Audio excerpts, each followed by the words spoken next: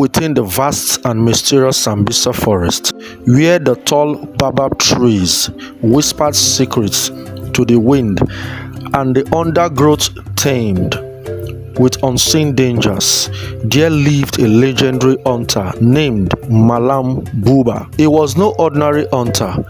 His eyes were as sharp as the eagle's, and his footstep as silent as the harmattan breeze. Mallam Buba was known across Borno and beyond for his bravery. He had one taken down as a rogue lion that had terrorized the villages near Maiduguri, and he could track an antelope's trail even after a heavy downpour. But it was not only animals that feared him, he was also a guardian of his people, standing against those who sought to bring them harm. One dry season, terror struck the villages near Sambisa. Young girls and boys began disappearing without a trace. First, it was Aisha, the blacksmith's daughter. Then Umar, the farmer's son. Fear gripped the land, and whispers spread that dark forces had taken over the forest. The village elders gathered under the ancient shea tree to decide on a course of action. "We must send word to the emir in Maiduguri," one elder suggested. "Perhaps the soldiers can help." But Mallam Buba shook his head. "Sambisa is no place for outsiders," he said, adjusting his quiver of arrows. "Let me go in search of the missing ones. If there is a beast or an evil spirit, I will face it." The villagers held their breath. No one entered Sambisa at night and returned to tell this tale. Yet if there was one man who could, it was Mallam Buba. Armed with his bow, a sharp dagger, and a small gourd of water, Mallam Buba set off into the heart of the forest. The deeper he went, the more quiet the world became.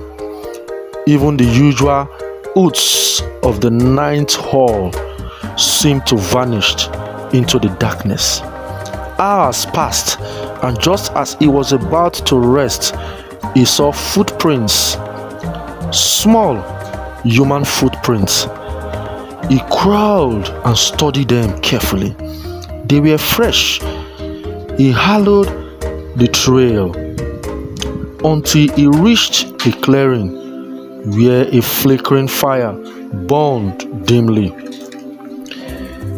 Hiding behind a thick shrub, he saw them, men with rifles and cruel eyes, their faces shadowed by turbans.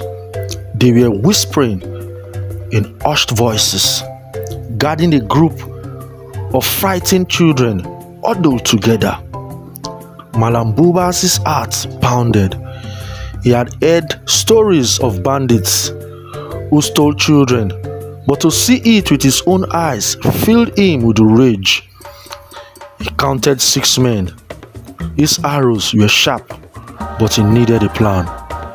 Silently, he climbed a nearby baobab tree, taking aim at the nearest guard. With the precision of a true hunter, he let an arrow fly. The man dropped without a sound. Another arrow, another fall. The remaining men sprang to their feet, their rifles ready.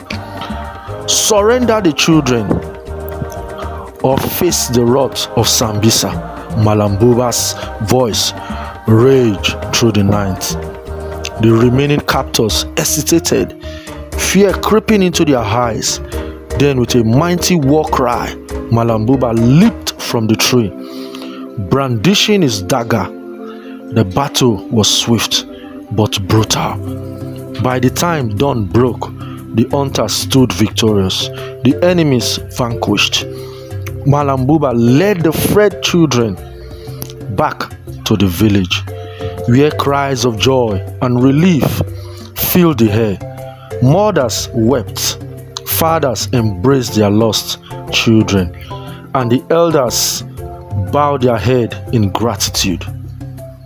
"You are more than a hunter, Mallam Buba," the emir's messenger said when he heard of the feat. "You are a warrior, a savior of your people." From that day, Mallam Buba was not just a legend. He became the protector of the land. And though the shadows of Sambisa still lingered, the people knew that as long as the brave hunter lived, they had nothing to fear. And so the tale of the brave hunter of Sambisa was passed down for generations, a story of courage, justice, and the unbreakable spirit of the people of Borno.